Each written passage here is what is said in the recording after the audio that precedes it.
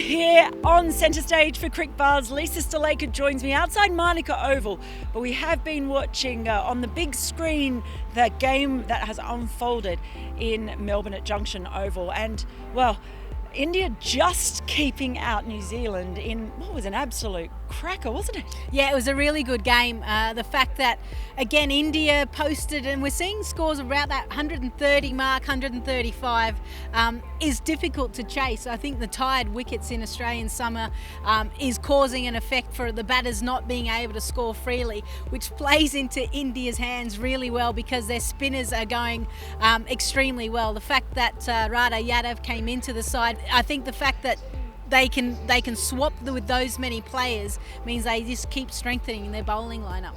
Well, you talk about the bowling, but the batting, I mean, it's quite interesting because going into this tournament, there was a lot of talk about Harmanpreet Kaur and Smriti Mandana, but it's been the young players standing up, especially again today. You can't be that good at 16, I'm not allowing it. Yeah, Shafali Verma is on fire at the moment, and she's taking over the mantle from Smriti Mandana. The fact that she's playing fearlessly, it was the first time actually that she wasn't the first or the second wicket to fall. So she's now starting to learn to build her innings and go a little bit longer, which is dangerous signs for the other teams.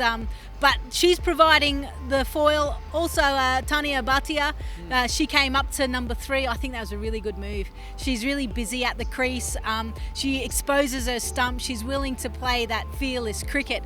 Whereas Jemima Rodrigues, Harmanpreet Kaur, they still haven't quite found their groove as yet.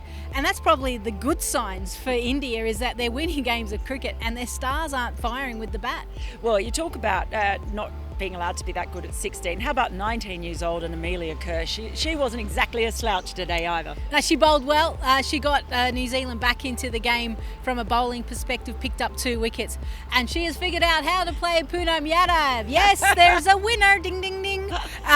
She actually goes deep in her crease and she was hitting the ball behind fine leg.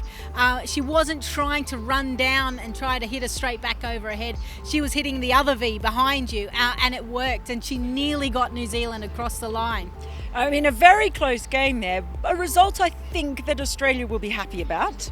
Yeah, Australia will be happy. I think they would have been quietly cheering for India to keep winning because it does make it easier for them to progress, because they just need to focus on winning their games. If they do that, then they go through. Whereas if New Zealand had won, then it gets all a little bit tight. Net run rate comes into the equation, whereas here it's pretty simple. Yeah, it all comes down. That final group match between Australia and New Zealand is shaping up to be, well, it's a quarter-final in all effects. But we have had some other amazing games.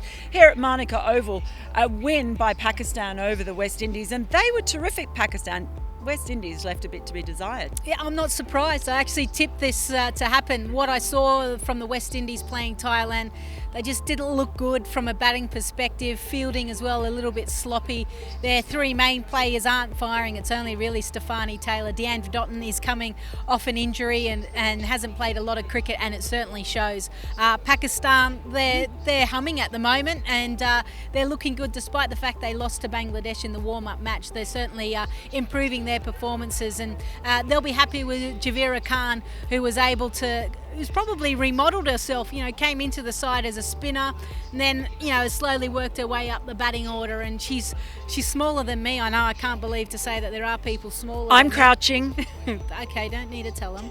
But the fact that, she's a small player, but she knows how to manipulate the ball around to the different parts of the ground is really important for her, and Pakistan will be happy with that, and they'll know that they can compete.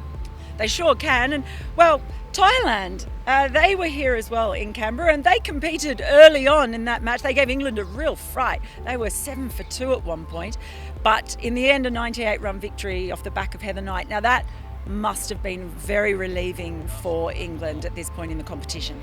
They'll be relieved, absolutely, but they'll be still concerned the fact that Amy Jones and Danny Wyatt still haven't performed at the top of the order. They've got a winner in Nat Siva, who bats at 3, bowls her overs. She picked up a couple of wickets as well. Back-to-back 50s for her in this T20 World Cup. Heather Knight, it's almost like she's come to Australia, only had 150 in the T20 format at an international level, now has 450s and 100. She's the first female to score 100 in all 3 formats. Credit to her, she's reshaped her game, realised she had to go up a level, and she's bringing her best game now for the T20 World Cup. And just at this point in the competition, it really is, for me, more exciting and closer than I could have hoped for or expected. Are you seeing it the same way?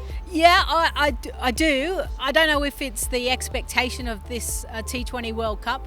I reckon the hype around it, the visibility, the more press, therefore the more pressure is getting to the players. But also I think the Australian summer, the wickets are probably bringing the scores down. So someone like an Australia who kind of relies on their fast bowlers to come in, they're not as lethal. Obviously losing Taylor Vlamic as well is probably has a slight dent in the Australian team, but that means it's harder to score runs, and we're starting to see that. So scores of 145, 150, which is what probably you and I were expecting from certain teams, is not happening. So the 135 is a really difficult score to chase.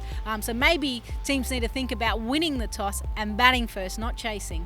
Yeah, that seems to be the way. Chasing down anything around that score seems to be quite difficult, as Lisa said. And as you know, I always agree with Lisa. I'm scared of her, and I wouldn't dream of annoying her. See that glare? See that glare? We're going to watch some more cricket. We'll see you later on in the competition.